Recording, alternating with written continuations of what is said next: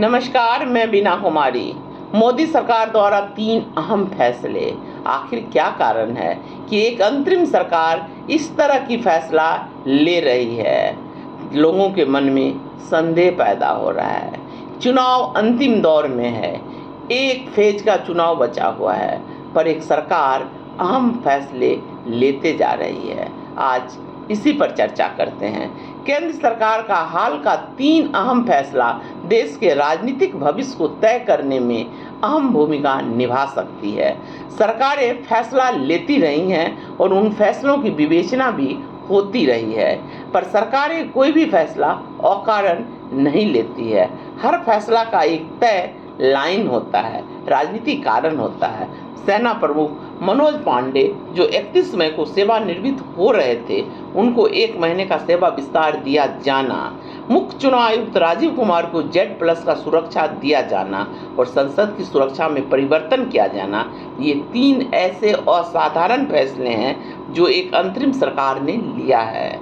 आज के वीडियो में केंद्र के मोदी सरकार के इन्हीं 3 अहम फैसलों के संभावित कारणों एवं परिणामों की चर्चा करने का प्रयास करते हैं।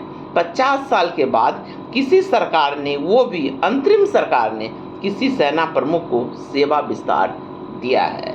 क्या मोदी भारतीय सेना के 2 वरिष्ठतम अधिकारी उपेंद्र द्विवेदी एवं AK सिंह को सेना प्रमुख नहीं बनाना चाहते थे?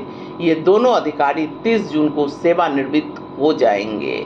एक बार इन दोनों वरिष्ठतम अधिकारी में से कोई एक सेना प्रमुख बन जाते तो अगले 2 सालों तक वो अपने पद पर बने रहते, पर ऐसा नहीं होने दिया गया।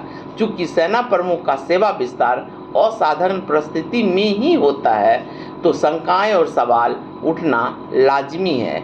यह प्रश्न पूछा जाने लगा है, क्या मोदी भविष्य के किसी योजना के तहत तो ऐसा नहीं कर रहे हैं? क्या किसी अंतरिम सरकार को ऐसा निर्णय लेने का हक है? क्या इस तरह का सेवा विस्तार सेना का राजनीतिकरण नहीं है? राजीव कुमार मुख्य चुनाव आयुक्त को Z+ का सुरक्षा दिया जाना भी एक चर्चा को जन्म देती है। CBI ED आदि के मुखिया को सुरक्षा की जरूरत हो सकती है, परंतु चुनाव आयोग के मुखिया जो किसी पब्लिक डीलिंग का हिस्सा नहीं होते हैं को Z+ का सुरक्षा देना अनावश्यक रूप से सरकार की मंशा पर सवाल खड़ा करता है। सरकार की नीयत पर संदेह पैदा करने का पर्याप्त कारण दिए जाने जैसा है। देश का चुनाव अपने अंतिम दौर में है। इस समय संसद की सुरक्षा का बदलाव करना, मॉक ड्रिल करना क्या संदेश देता है देश और दुनिया को? क्या मोदी को अपनी हार का अंदेशा है?